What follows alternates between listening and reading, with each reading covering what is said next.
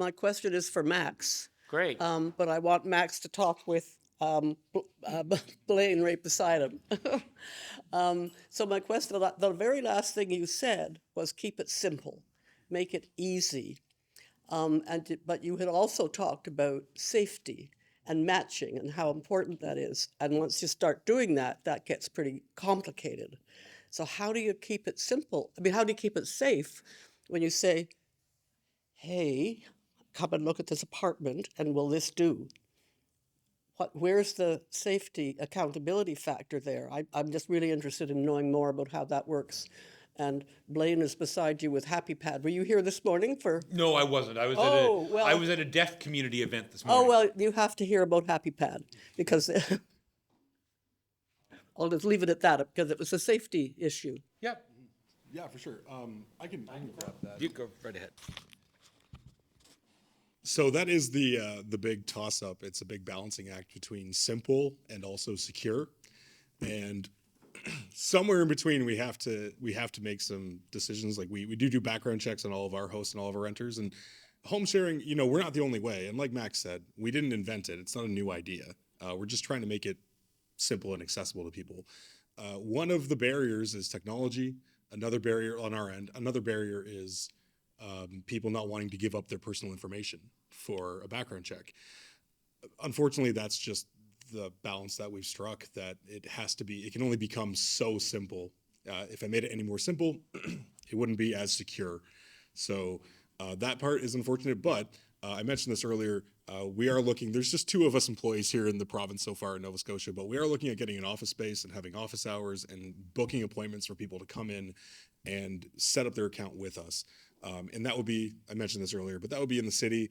And we're looking at doing workshops in other communities and spaces like this where we can meet up with 5-10 hosts and set them all up and answer any questions that they have to make it more simple. Because there are people who live, they don't want to do it on their own. They want someone to sit down with them. And also they don't feel comfortable on their own just punching their information into a website, because there's so many phishing websites, there's so many frauds out there. For all you know, you're on the fake website and they're stealing your information. So some people need us there to help them, and that's something that we're working on. And I'll just add, I think that staff presence, that face, will address a lot of those concerns. And I think also, as well as the promotion service, the matching piece, I think the other thing that's needed is, if I need some help in the middle of the process, is there somebody I can reach out to and ask? And that's actually equally for the renter and the tenant. So we know in a lot of cases, maybe Chris and I are in that relationship and it's not gone quite right. We may just need a Blayne to walk in the door and say, hey guys, let's just work this through. So I think that's the other piece that you need to make it simple. But they've got the right plan, which is people talking to people. I think will make that a lot better. There's so much unknown, and again, I agree with Blayne, and the fear about websites and people stealing your information and where are you storing it, and they want to be able to talk to somebody who looks them in the eye. Again, you look at how Blayne, Kevin, we all carry ourselves. We're relaxed. You get, I've asked you a couple of questions. You guys know the answers. There is some comfort that comes with, okay, you're real people. You got a clue. I can ask you a really difficult question, have a conversation. So I think that's absolutely the right approach and will address your concern. So I wanted to ask you this earlier. What about those who just don't have identification?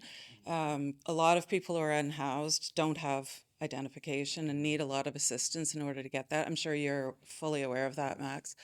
But also, people who have been living in deep poverty for a long time often have a criminal record, not because of anything other than they needed to shoplift in order to eat. Yeah. Right? And that is preventing people with those background checks from renting apartments right now. Yeah, a background check on our end is not, doesn't disqualify you from using the service. It just means that when you apply for a rental, that person is going to see your background check, really. It's just that you're saying, hi, I've applied for your rental and this was my background check. Sometimes it's a big green check mark, and other times it's a yellow exclamation point, and they've got to check it out. Besides that, the identification side, certainly, definitely a lot of people who don't have ID. The focus of our app isn't exclusively on homelessness or anything like that. We don't work specifically with homeless people, and I don't think that was the core of your question, but people who don't have ID, unfortunately, I can't run a background check for them, so it might disqualify them from using the service. Probably also worth noting that there is in the community ID clinics for people who don't have ID to get them ID. The other thing I would think, as the system gets settled, connection to street navigators would be another way that we could build some of those relationships. And again, at one point in my life, I ran a really large business, and we did criminal records checks. It wasn't a disqualification for employment, but that's what you have to talk about. And you have to say, you know, I've hired people who've worked out very well for me in my business with theft backgrounds and so on. You just had to have the conversation, and that'll be Happypad's going to have to talk about that. And again, I think why a personal presence will be really helpful to people. And Yeah, the background check's not instantaneous either, so they always take time. So even when we do help people sign up, there will come a part in that sign up where it's like, okay, now we send this away, and then we have to wait for part 2 when you actually get it received. But yeah, a background check is not a disqualification right off the bat. So what if they don't have a street address in the last 5 years? Then they probably won't be able to get a background check.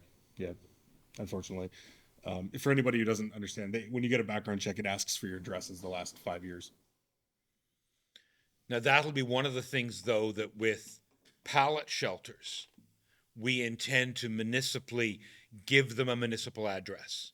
Oh, great. So it might be, and I hope this isn't anybody's address, I'm not suggesting it if I use it, but 4824 St. Margaret's Bay Road, if that was, and I'm not saying it, I don't even know where it is, but I'm just using the number because we're here, but 4824 St. Margaret's Bay Road is a pallet village.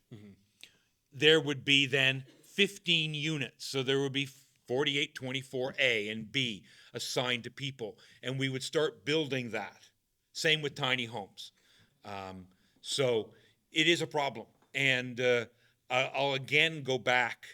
This is the beauty of community. If Kevin and I go far enough back to the day when there was no way to get ID. I mean, we were talking in homelessness when you couldn't get social assistance because you couldn't cash a check or get a deposit because you couldn't get a bank account. And everybody at that point said, the banks are evil. I remember being in the room. The banks are evil. They're horrible.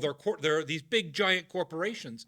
And one of the, Catherine Woodman, who was CEO of the United Way at the time, brought one of the provincial senior VPs of TD Bank in. And he said, we'll give you a bank account, but you got to have ID so we know what name to open it in. And it was this revelation about ID. And 3 or 4 months later, the community came together with the ID clinic. And it's still going. So I think the other thing that's going to be really important, I'm taking way too long of David's time, but the other thing that's really important is this kind of a meeting where people come up and say, this is going to be a problem. And this means that we've also got to have this kind of a meeting with, I know there's a few people who are looking for housing, but we've got to go out to the people who don't even believe this is happening, who think this is lying, and they've got to meet Happipad and get connected and feel trust and say, this is my problem. Like, what do we have to do to convince that person who, if they've been living outside for years, they've been exploited, taken advantage of, how do we convince them to trust us and the place as well? So I think there's all of that inside of it that has to come together. There, that was a really long answer. I'll shut up. Yes, we're getting close to the end of our time now, but we do have time for some more. And in St. Margaret's Bay, we have people who are living in the woods, full-time employed, and going to the food bank. So they're quite invisible, the way Aidan talked about, but they are there, and the food bank knows them, but they're not disclosing it because they're confidential. They want to help. So it is an issue. Okay, next question. The developers in HRM, they want to build a apartment building, and HRM says you could put so much affordable units in. The developer says, maybe I can't afford to, or I don't want to. And they give money to HRM, and so what happens to that money? That money is used to fund housing projects. So it Just doesn't go into the general coffers? no, it's separated in an account. Yeah. People apply, and the money's distributed on a yearly basis to projects. Okay, great. And the comment is, all those statistics and stories you told were unbelievably, I mean, I could cry. But, I mean, I read the paper every day, I listen to the news. And you do see a lot of these stories out there. What can HRM or community groups or whatever do to get that out on a regular basis so people know what's happening? You talk to the general person on the street, they have no idea of who's living in tents, that they're working, that people are trying to set them on fire. I mean, I know there are the stories are out there, but I'd like to see more of them. I'd like to see continually stories about what's happening with affordability, homelessness, and so on. So great question, and I can't tell you much because we're not ready to announce it yet, but we are going to do some kind of social media based piece that will go out in digestible formats, plain language, to try and tell some of those stories and answer some of those questions. And it won't, HRM's going to do it, but we're going to reach out to United Way, we're going to reach out to Happipad, we're going to reach out to government, we're going to reach out to other people to be part of that series. You probably all know that government doesn't do TikTok. No, they don't. Not even on your phone. Not even on our phone. We do Instagram, though. So we're going to do something like that. It's a big struggle of how to do it. And the answer that we've sort of come to is let's do lots of it in little chunks, not in what is typically the municipality's approach to do nice 8-page documents. We're going to do something very different to answer that question. It's probably a month away. Kevin, do you have anything to add to that? I'm not sure I do exactly, other than to say that communicating around any of these issues is inherently sensitive, right? I mean, it's important that people know this, but I think there's always needs to be an awareness that you are talking about people's lives a lot of the time, and you're talking about, a lot of issues to which there's a lot of sensitivity. So I guess, I'll just say, I like the strategic approach of little bits at a time because, we've engaged, Max and I both, and in multiple forums, trying to develop these kind of comprehensive communication strategies. Like, how do we hammer this message home in one big effort?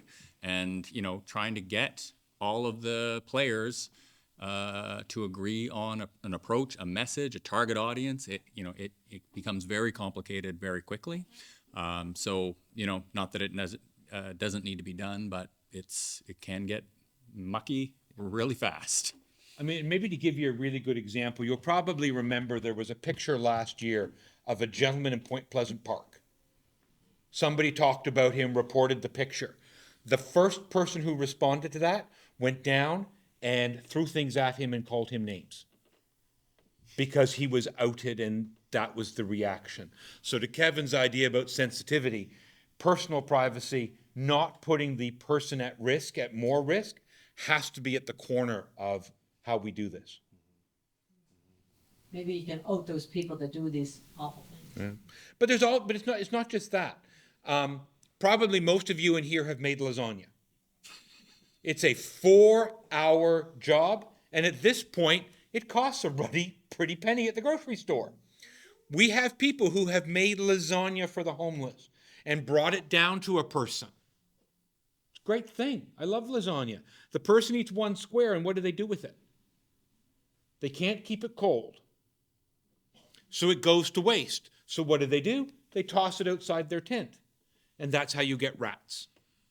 And remember, this was a person who used their own money, their own time, and went down to feed somebody, but didn't think about how are they going to store it, what are they going to do, where's it going to go, and in the end, the person who that happened to had rats chewing on their feet later. Through a person who did nothing but the best they could and invest in themselves. You see, firewood gets dropped off a lot. Fair enough. A lot of it's very old wood, which means it's womanized, which means it produces carcinogenic smoke. Again, good people doing great things. How do we help? And this is, again, how do we make it easy? How do we find a way for that person who wants to help to make it easy, still taking in all the safety and all those other pieces? Because Nova Scotia, by far, great people who want to help others. How do we make it easy? How do we get them in the right place to do that and not put other people or themselves at risk? If you have a question, you can ask them there if you like. We want it on the microphone, please. Well, we can repeat it for her. I'm wondering, I understand that Happipad originated in British Columbia, and the pallet solution, I believe, is from Oregon or Washington State. Do we have any solutions in Nova Scotia? Surely we're as smart as those people, and can we not come up with some solutions here? So just to repeat the question, she mentioned that Happipad comes out of BC, that the pallets come out of Oregon or Washington, and are there local solutions that we can do? And what are we doing to encourage local solutions? I live in Halifax. I'm not from BC. I understand that. I understand bringing in not foreign, but external solutions. There have always been home sharing initiatives going around Nova Scotia since long before Happipad was here. We heard the billets up in Cape Breton. It's a perfect example. David has been trying to get home sharing going in St. Margaret's Bay since before Happipad was here in the province. We're just here because we were the ones who streamlined everything and tried to make it as simple and as effective and accessible as possible for the majority of people. And because we had success in other provinces, we were brought here, and we're a nationwide company. So that's really it. But all of our Nova Scotia employees, they didn't import me from BC. I'm really from here. I have nothing against the ideas, it's just that why can't we have our own? I guess, my feeling is we're pretty new to this in a sense, right? Just this kind of growing awareness of the crisis we're in. I think BC, for example, right? They've been seeing this housing crisis for 20 years, right? In a really deep way. And for us, this is relatively new. I think a lot of these solutions that have developed in other places are really easy to import. And, it's just a quicker solution than doing it ourselves. But I certainly know of a number of initiatives being talked about at this point, really to get at more kind of local solutions.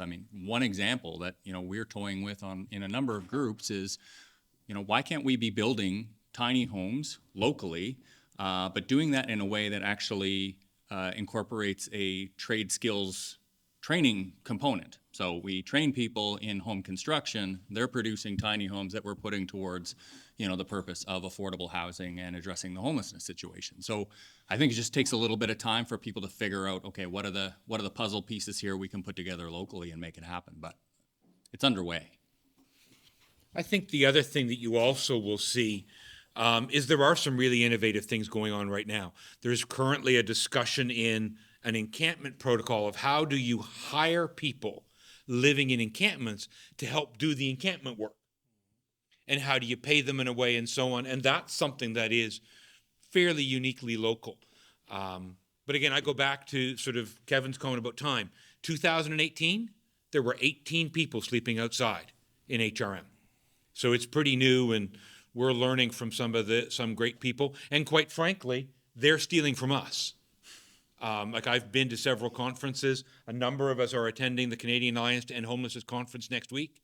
And there are people coming specifically to talk to us about how we've done things. So lots of sharing going on. But I think there's also a commitment to try new things. I mean, I'll give you one that's getting national attention is the Overlook, which is run by the North End Community Health Center. It's in the old Travel Lodge if you go across the new bridge. It's a unique model, first one in Eastern Canada. And they're piloting it, and people are coming weekly to learn about it. So there are some cool things that are coming out of us too, but it'll take time. How big is your operation in Nova Scotia? Oh, sorry.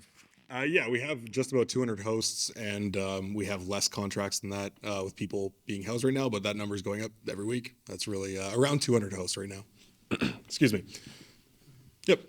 And I did have a question for, I forget your name, but what was the ownership generally for these co-housing, 23 co-housing units? And how did the ownership work? Yeah. Yeah, so what has come on? So one of the problems with co-housing is that there hasn't really been public investment in that model. So it's really the people in those communities pooling their resources, purchasing land together, building a building, and they're generally set up in most provinces like a condo corporation. In some provinces, they're set up as cooperatives. Interestingly, in Alberta, the two that are there are set up like cooperatives. In BC, they call them strata, but it's basically similar to a condo. So until there's public investment, it's really just the people in those communities who are doing what they can. Most of the people, really would love to see being able to offer co-housing to that is more affordable. So basically right now it's just market value. And there were some really interesting examples that I saw where they worked with the municipalities to reduce the rent that they paid so that they could offer some below market value units. So there were some interesting things happening. And in some cases, some of the older communities, the units were bigger, and they figured out ways to divide them into two smaller units instead of, one large unit, so to make things more affordable. So it's pretty difficult, though, when there's not public investment. It's really just the people that are choosing to do it and figuring out creative ways to try to reduce the cost. So, yeah, but they're basically privately owned right now, if that's your question. Yeah, and I guess I think someone else mentioned it that's not here anymore. I was wondering, they mentioned rent to own, and is that even a thing? I just saw an article about a program in PEI that was just established. So it's a rent-to-own program. I couldn't tell you much of the detail, but again, there's a lot of work going on kind of below the surface right now. Just so many people are starting to dig into this in a lot of kind of innovative ways that we just don't have a lot of experience with. So I expect over the next couple of years, you're just going to see these things mushrooming up, as people kind of sort out how they want to do what they're proposing to do. Right. And can they get the financing and stuff? Because I understand that's a big problem with the not-for-profits trying to build housing is... I think this is one of the time lag pieces, right? It's they don't have the credit yeah. history or whatever. Government, is reluctant to invest in things they're not used to. It takes time to convince them that some new model is worth investing in. So it's rare these things just pop up. I mean, 12 neighbors in Fredericton, which is just such a great model, but they happen to have a guy, a tech CEO who sold his company and had a few $1 million to invest in the project. So it's a rare opportunity. Right. Thank you. I have two questions, very different from each other, okay? One is, so I'm Karen Bradley. I'm from Musquodoboit Harbor, and we have lots going on in Musquodoboit Harbor and lots of need.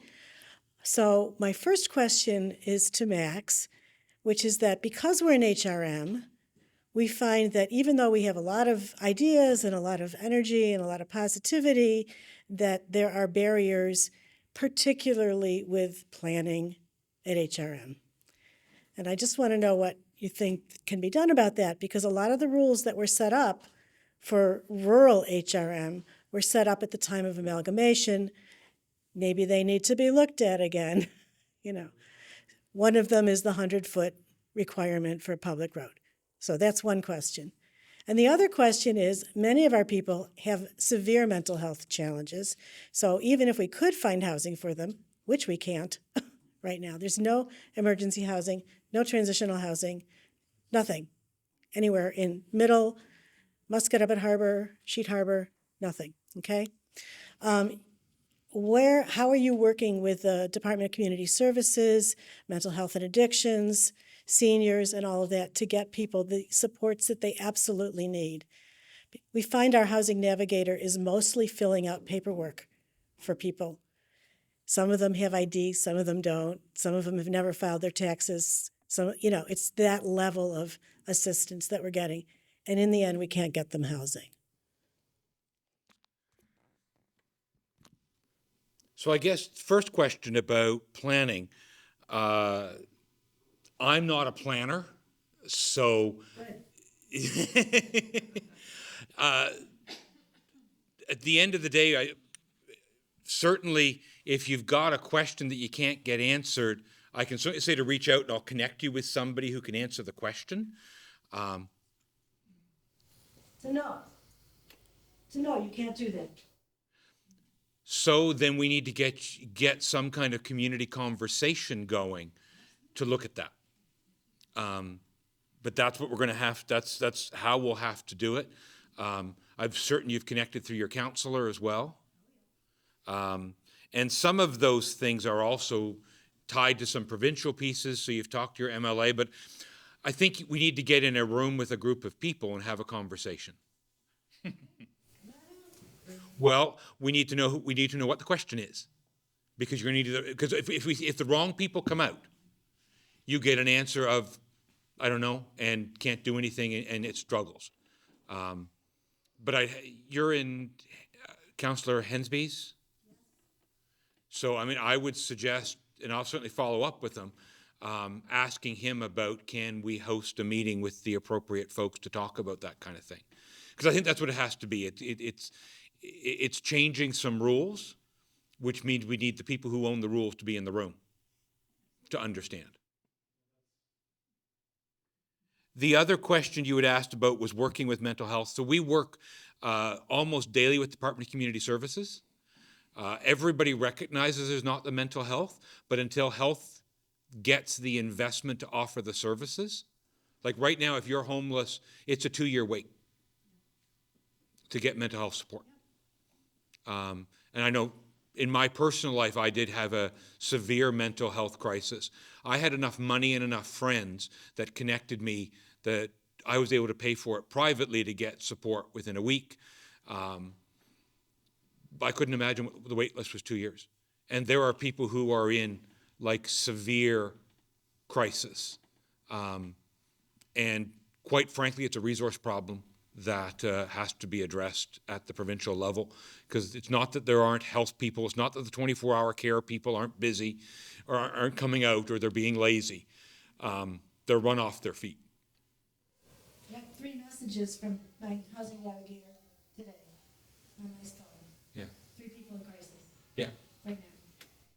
And that's a health question, because you have 3 people, I'll guarantee you there's 50 or 60 or 70 today.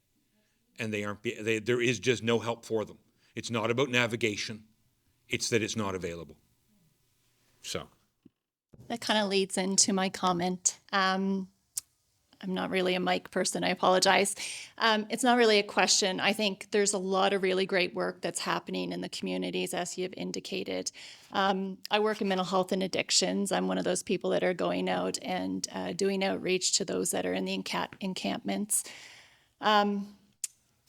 I kind of disagree with that we're at this new crisis. I worked for public housing back in the late 90s, and we knew then that there was a shortage of safe, affordable housing. As an assessment officer, I was probably touching about 700 applications for persons in need. They may not have been without housing, but they were certainly underhoused. And that was across the demographics of seniors, families, and individuals. So then I moved to the nonprofit world, youth mental health, and there was, in the early 90s, there was a lot of youth living in Halifax that were homeless. I just don't think we're really good at tracking them, and we've gotten better at that. And And now I work with population of people living with severe and persistent mental illness, primarily schizophrenia and bipolar disorder, schizoaffective disorder. And unfortunately, they're overly represented in our encampments. It's very hard for them to qualify for housing with difficult housing histories, as we've discussed today, but also because they're not getting enough to live for their from a shelter allowance.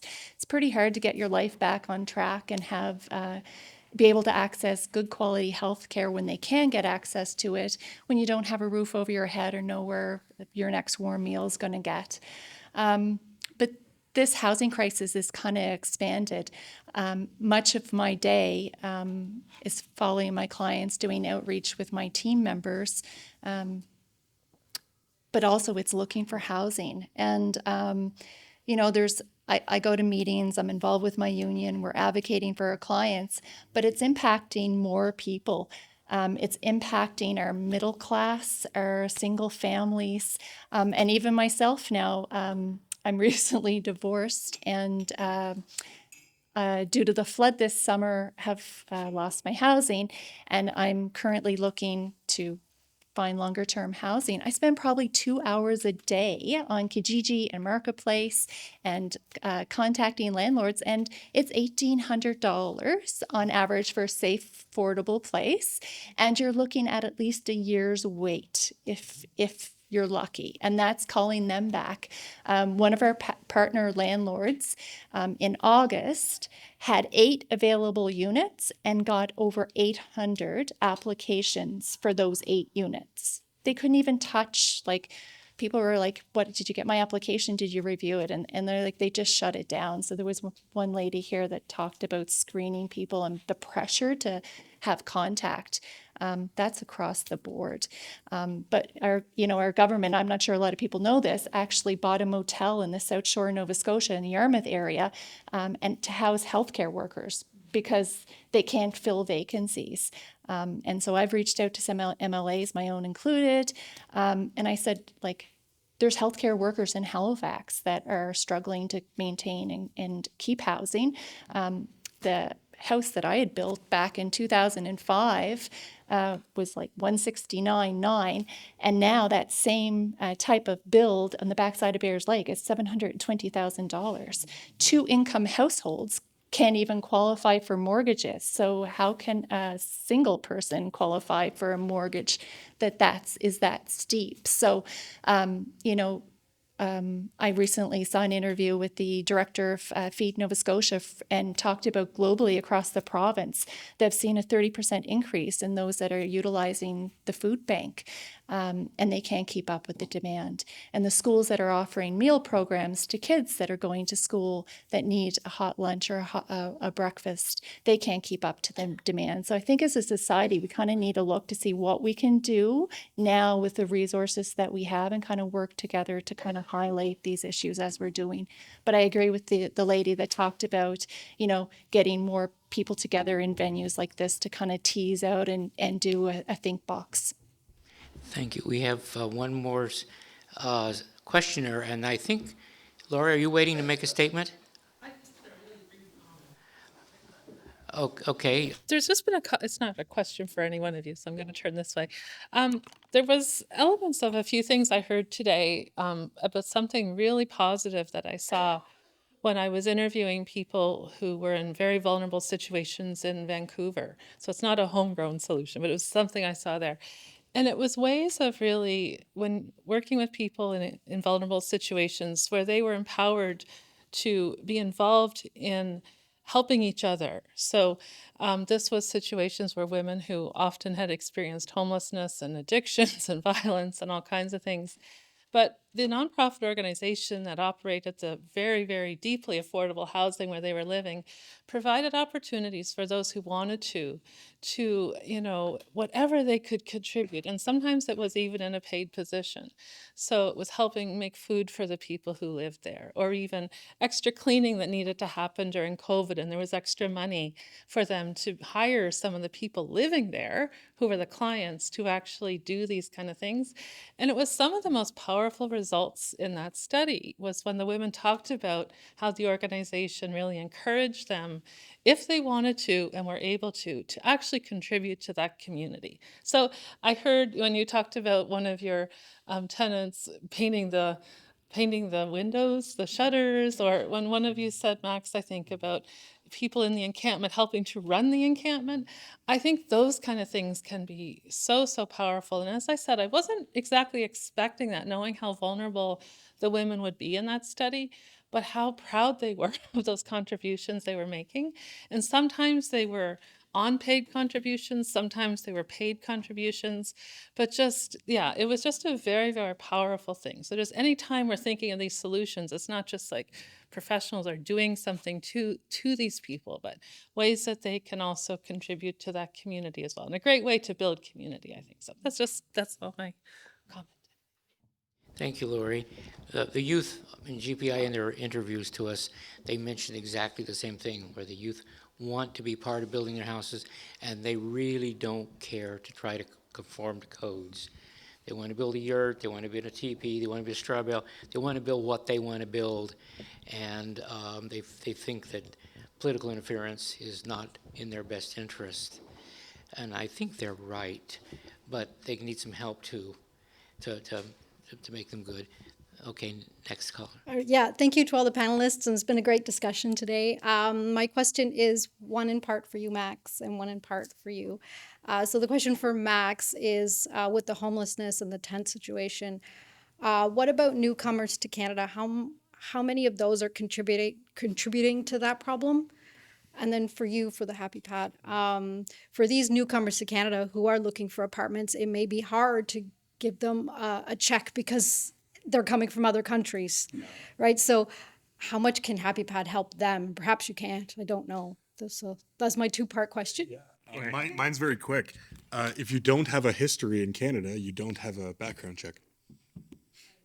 So that's really that.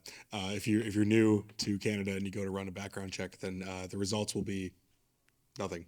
So that's all. At this point, there is not a large population of newcomers in the Sleeping Rough community.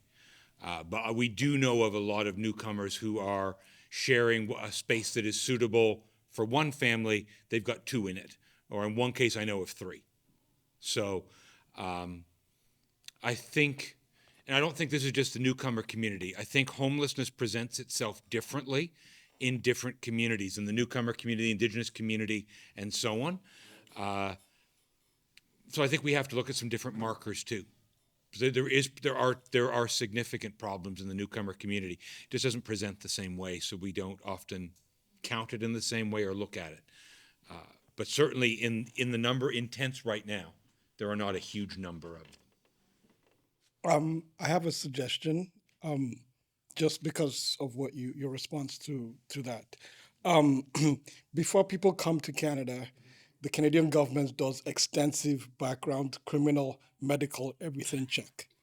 So if somebody has come into Canada either as a student visa or landed immigrant or even refugee, all of that has been done.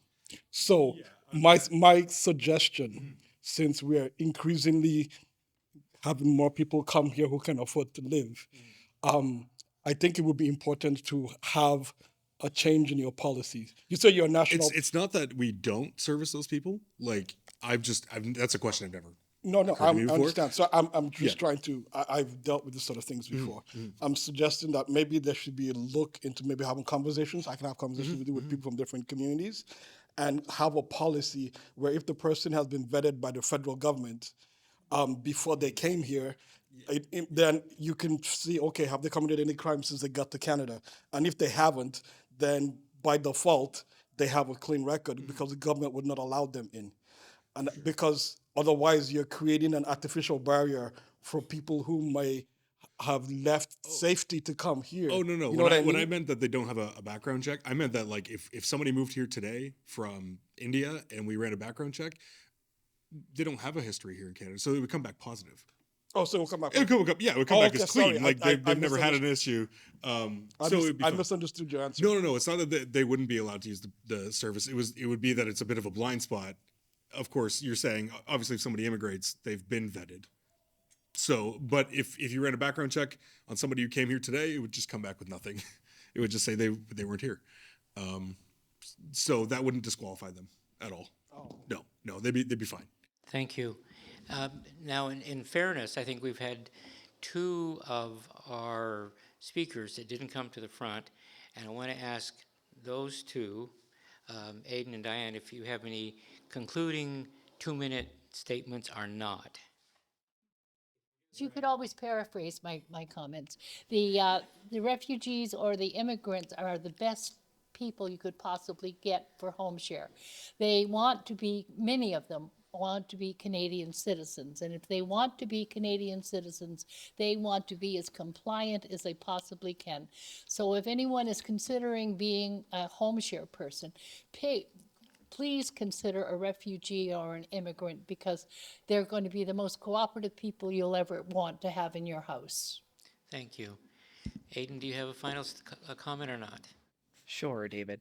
I think that out of today, something that I've learned from other people is that we're all working very, very hard, and it's some of the most thankless work to try and solve issues for people that are beyond ourselves. And we know that a lot of people are volunteers. And so I think beyond finding the solutions, I think also finding gratitude and finding funding to help people continue to do this work is really important. And I know that that's not missed on anybody in this room. So thank you.